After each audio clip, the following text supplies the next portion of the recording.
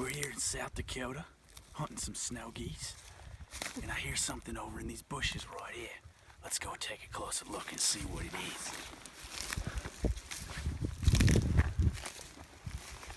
Sounds kind of like a snoring bear of some sort.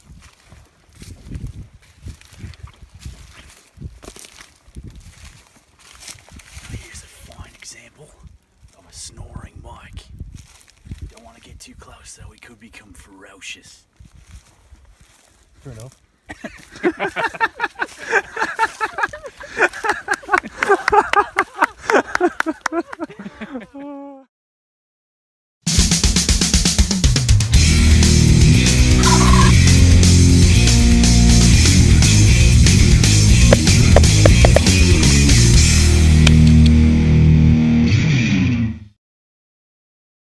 It is currently 19 degrees out there, a little bit chilly here this morning. 81% humidity, wind of northwest wind coming in, just a slight breeze at 6. As we drove out the morning of day 2, we knew weather-wise it was going to be the best chance for us to kill some geese. Another system was expected to roll in sometime tomorrow, which had the potential to all but shut down our hunt.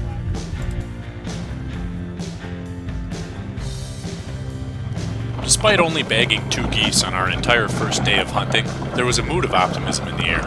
We moved to a new field for day 2, and with the more reasonable wind speeds, the wait for the sun to come up was much more pleasant than it had been the day before. The action on day 2 didn't start quite as fast, and one of the first flocks to come in weren't snows, but specklebellies, which were not in season at the time. Over a dozen birds came within feet of touching down on our decoys, and then continued directly overhead. While we couldn't take any of these birds, it was a good way to start the day.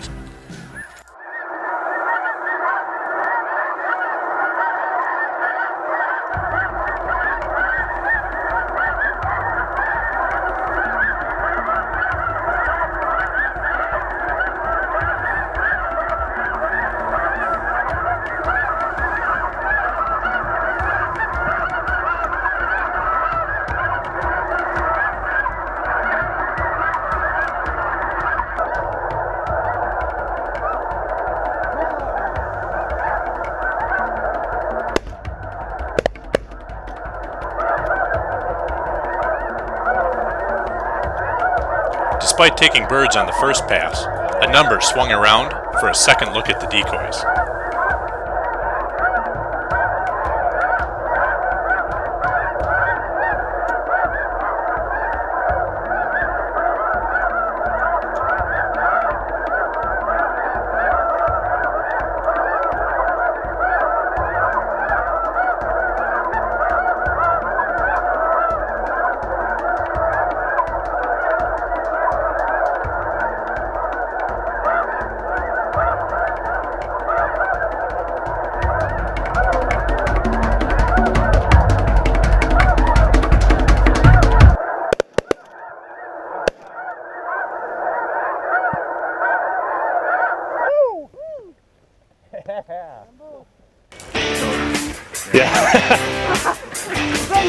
Coming! You guys plastered this first one. You'll get down. I looked up and I saw a whole bunch of white stuff over here. Yep.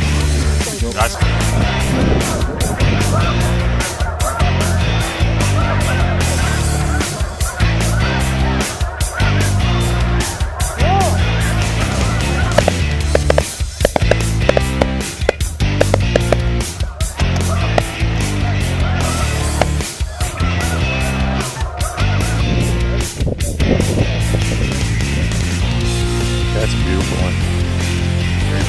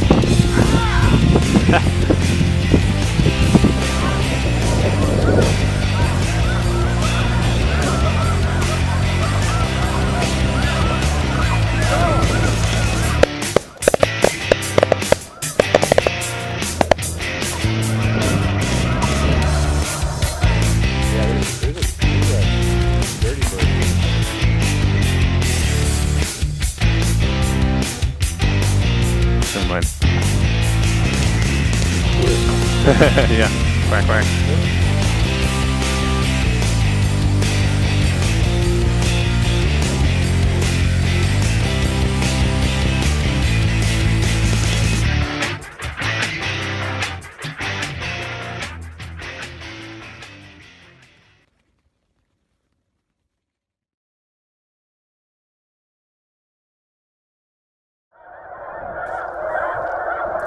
Day 3 began with geese flying just after sunrise. We knew birds would be moving today, but we also knew we had a limited window to shoot them. Another front was rapidly approaching, bringing rain and high winds. While snows will still fly in these conditions, getting them to land is another story.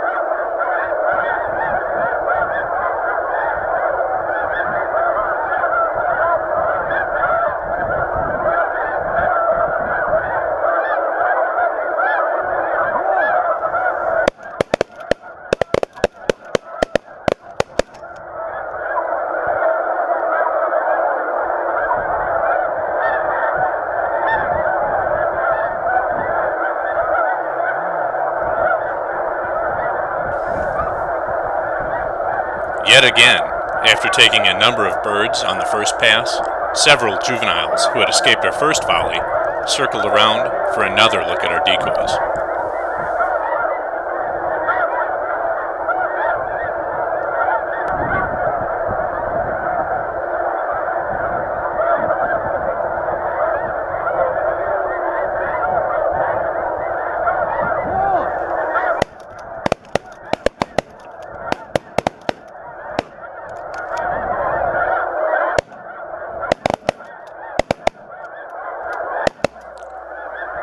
The final bird proved difficult to bring down, but he fell about 100 yards from our decoys.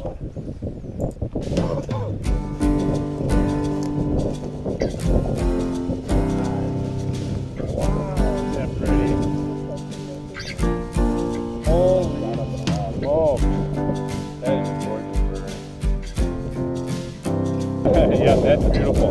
Wow, that is a gorgeous bird. No kidding.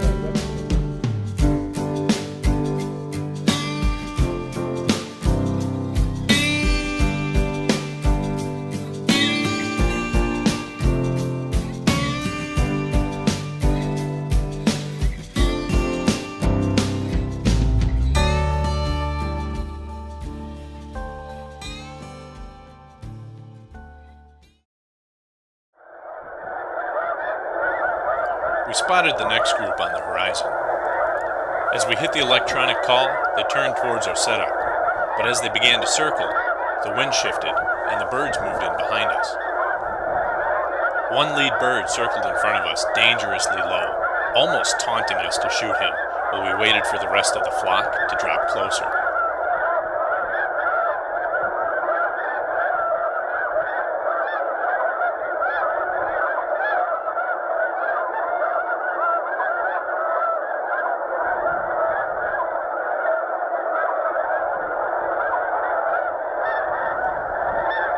We endured his taunting for 2 passes, but on his third time around, we had had enough.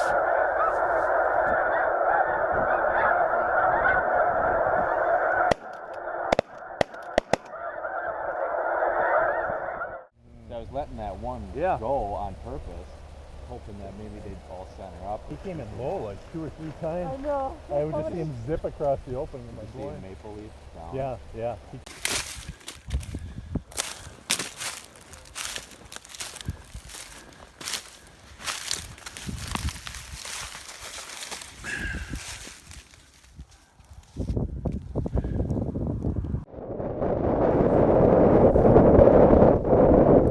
As predicted, the weather rolled in around 2. While there were still plenty of geese in the sky, as we had expected, it became almost impossible to get them to land.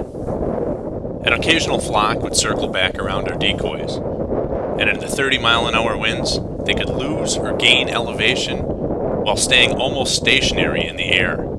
It was quite a sight to see. Most likely, the almost spastic movement of our decoy bags made the birds realize something down below just wasn't quite right, and at the last moment, flocks of geese would veer off course, rapidly climb, and continue on their trip without coming into range. We endured this gale for several hours, but eventually, we realized that we had killed our last goose on this trip.